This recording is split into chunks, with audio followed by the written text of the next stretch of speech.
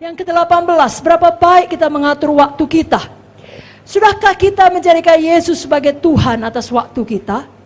Bapak Ibu Saudara, waktu adalah karunia Tuhan. Kelak dalam kekekalan, waktu tidak menjadi masalah. Nggak ada itu setahun, 2 tahun, tidak perlu lagi. Tetapi sekarang di bumi, itu adalah hal yang paling berharga. Karena waktu tidak dapat dibeli atau dipinjam. Dan Tuhan akan minta pertanggungan jawab atas penggunaan waktu kita. Kalau kita memboroskan separuh hari kita melakukan hal-hal yang tidak penting, maka akhirnya kita akan memboroskan separuh hidup kita. Memboroskan waktu sama dengan menyia-nyiakan hidup. Waktu terus berjalan, bagaimana kita menggunakan waktu kita? Kalau kita menghambur-hamburkan waktu kita yang berharga, kita tidak bisa melakukan semua kehendak Tuhan. Karena usia kita di bumi ini, sepanjang apapun, finite, terbatas, tidak infinite, tetap terbatas. Saudaraku, Mazmur 90 merupakan doa Musa. Karena generasinya sudah berkelana 40 tahun di padang belantara, mereka tidak percaya janji Tuhan, mereka keraskan hati, mereka binasa. Maka di dalam Mazmur 90, Musa berdoa bagi generasi yang akan datang supaya tidak memboroskan hidup mereka dengan tujuan yang tidak menentu. Dia berdoa, Tuhan berikan hikmat supaya beroleh hati yang bijaksana. Saya bacakan Mazmur 90 ayat 12. Ajarlah kami menghitung hari-hari kami sedemikian sehingga kami beroleh hati yang bijaksana. Biarlah Tuhan memimpin kita sehingga apa yang kita kerjakan produktif, penuh arti, efisien, dan memiliki buah yang kekal.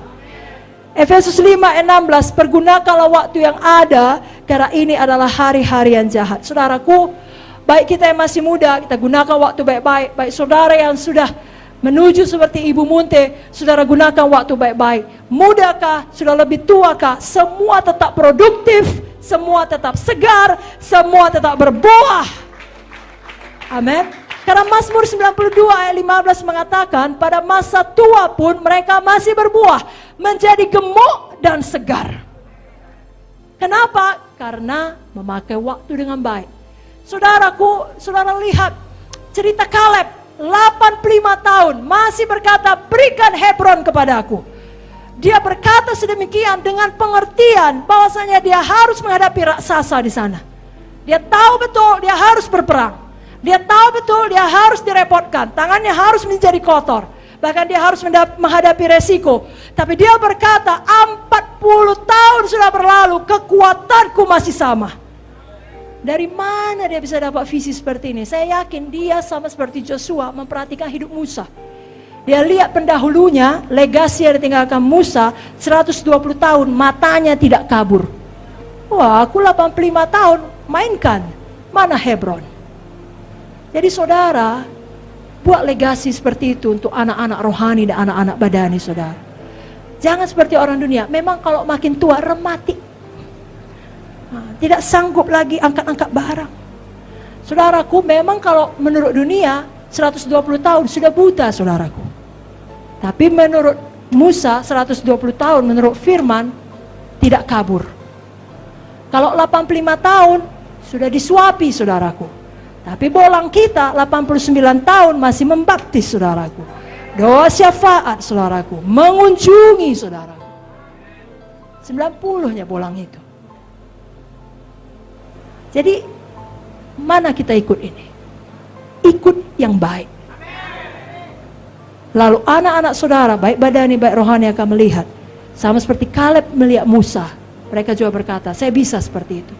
Sudah tua tetap memakai waktu dengan baik untuk Tuhan Yesus. Bukan, aku menikmati masa tua. Sudah capek aku masa muda, habis menginjil mengunjungi. Sekarang masa tua, ongkang-ongkang kaki lah. Ya itu pilihan kita. Hanya sekali kita hidup. Apa yang kita dapat di sorga dari apa yang kita lakukan di dunia ini. Jangan terikat dengan handphone, alat gadget lainnya. Dan sebaliknya sangat kurang merenungkan firman, sangat kurang berdoa, hanya sekedarnya. Kita harus kembali kepada hal yang mendasar, doa dan firman, doa dan firman, doa dan firman, doa dan firman. Tidak ada cara lain. Zoe tidak mungkin memenuhi kehidupan orang yang malas berdoa, malas merenungkan firman. Renungkan, bukan sekedar dibaca, renungkan. Seperti contoh tadi, sehingga waktu saudara nyapu pun, saudara hubungkan kepada firman.